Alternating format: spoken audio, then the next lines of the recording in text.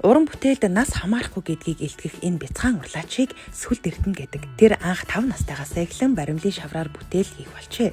Бид энэ өглөөний шин соргог ээлж сурвалжилгаараа Сүлд Эрдэнэийг онцолж байна. 5 настайдаа цэцэрлэгт явдаг байхдаа хийж ихээс анх нөгөө би байн гуц үздэг байсан. Тэг гарынхаа цэлээ гаргахтыг баримл нөгөө гуйрал жоохон баадцахгүй. Тэг нэг жоохон юу амтны дүрс хийчихээ тэгсэн чинь амар гой нөгөө гуйрлаар юм хийдэг болоо. Тэгээ дараа нь бүр том бодоод тэгээ баримлын шавраар юм хийдэг болсон. За нөгөө би нөгөө баримлын шавраар амар гоё юм хийдэг байсан. Бүр өмнө намаа 1-р ангид нөгөө нэг баримлын шавраар хичээл орсон байхгүй юу. Тэрэн дээр би амар гоё юм хийгээд тэгээ багш намайг гоё юм хийдэг юм байна гэж мэдээ зочин багшаар оруулсан. 7 настай Сүлд Эрдэнэ шавар баримлаар үеийнхэндээ хичээл заадаг. Түүний хичээлээр хүүхдүүд шавар баримл сурахаас гадна уран сэтгэмж, багийн ажиллагаа зэрэг олон зүйлийг сурдаг байна. Дүрслэх урлагийн хичээлээр манайх бол баримлаар урлагын хичээл байсан. Тэр хичээл дээрээ Сүлд Эрдэнэгээ бол одоо зочин багшаар урьж ажилласан. За зочин багш гэдэг маань ямар учиртай юм бэ гэхээр хүүхэд тэр өдрийн тэр цагийн хичээлийн багш болох юм. Ингэснээрээ бол хүүхдээсээ их суралцдаг.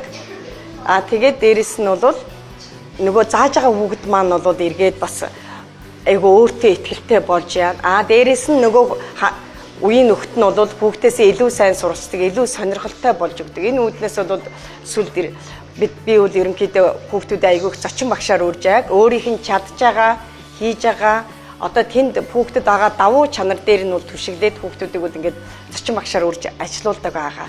Эцэг эхчүүд хүүхдэд ямар авьяас вэ? Тэрийг эцэг эхчүүдний багш нь тэрийг жижигхэн юмыг ч гэсэн яах вэ гэхээр багш эцэг эхчүүд дэмжээд тэрийг ингээд гаргаад ирэх юм бол хүүхэд өөртөө ихтэй болдог. Яг тэр чиглэлээрээ өөрийгөө хөгжүүлж эхэлдэг юм талтай. Хүүхэд болгонд авьяас байгаа.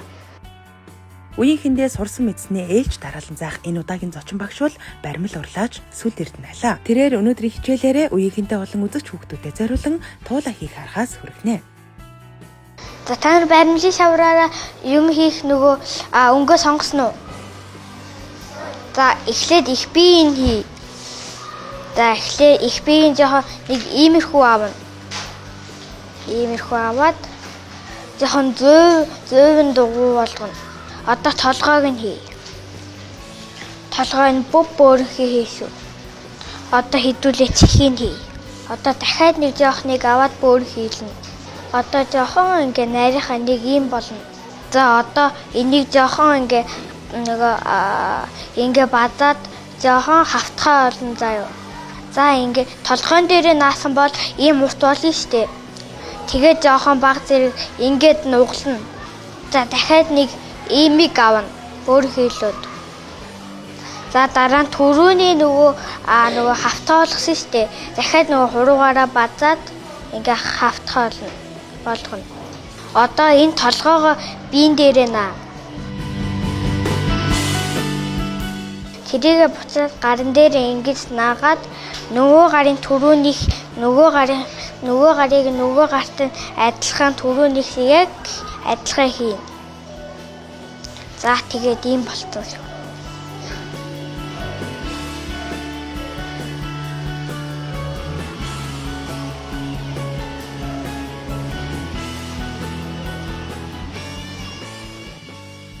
Сүлд Эрдэнэ хүү альва зүйлийг олон талаас нь харж сэтгэлгээ хөгжүүлэх дуртай нэг юм. Энэ чадвараа тэр хүүхдийн кино үзэхтэйж шавар баримлаараа хэдэн бүтээл хийдгээрээ онцлогтой. Анх гурилаар элдв зүйлийг туршин сониучрахж байсан түүний бүтээл хэдийнэ 1000 гаруй болжээ.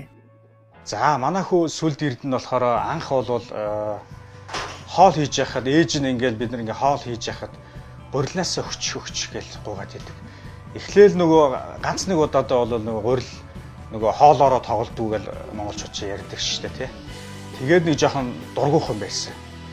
Тэгээд нэг удаа өгөөд ингэсэн чи айгүй хөөрхөн юм хийгээд тэгэхээр бид хоёр ч одоо эхнэр өвт хоёр анзаараад за нэр эн чинь нөгөө баримлын шавар гэж мэдхгүй учраас олдож байгаа материал нэг хоолны гурил байсан тийм ээ. Тэр зүйлийг одоо ямар нэгэн хөөрхөн амтын хийгээд ямар нэгэн хэлбэр дүрс гаргаад айгүй авьяаслаг хийхээр нь дараа нь бит хоёр гурил 1 2 3 гурил өгөөд тэгснээр дараа нь за баримлын шавар авч өгөөд тийм ээ.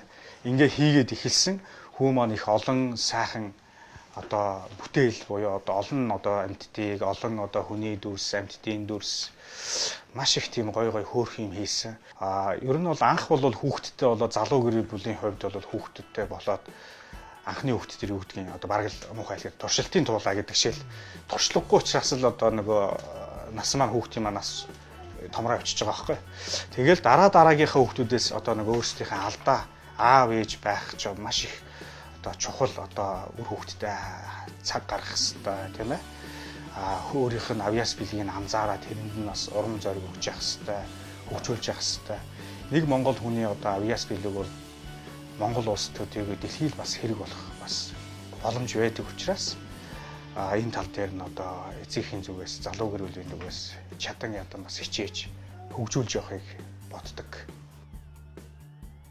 50-р бүрт нь олон янзын шавар баримлууд өрөөстэй харагдах нь урлаачгүйгийн бүтээлийн зөвхөн нэгэн хэсэг нь. Ургамал ногоо ан амтан үлгэрийн баатар зэрэг үе олон бүтээл түүний энэл бяцхан гараар бий болжээ. За би бол амтан хийх амар дуртай. Манай дүү зармыг нь аваад надад бүр амар их байсан бохгүй. Тэгээ манай дүү жоохон тоглолт тэгээ тэрнгээрээ жоохон баг зэрэг эвдлээ тэгээ баг бодгцсон. Тэр өдөр би амар жаргалтайсан бохгүй. Тэр өдөр манай ээж аав нөгөө баярлуулаа. Тэгээ баримлын шавар авч өгсөн. Тэгээ баримлын шавраараа би нөгөө сэтгээ тэгээд ээж аав хоёроо тэгээд дүүгээ яхсан ийц.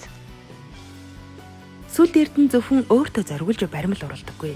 Тэр аав ээж ойр дотныхондоо зориулж бэлэг болгон баримл хийдэг. Би жаргалтай үед урсгаараа тухайн үеийнхээ үйл явдлыг мөнхөлж үлдэхийн тулд төгс бүтээл хийхийг хүсдэг. Шавар баримл урлах нь намайг ухаалаг утаснаас хол байлгах, өдрийг үр дүнтэй өнгөрүүлэхэд чухал хэмээн хуваалцж байлаа.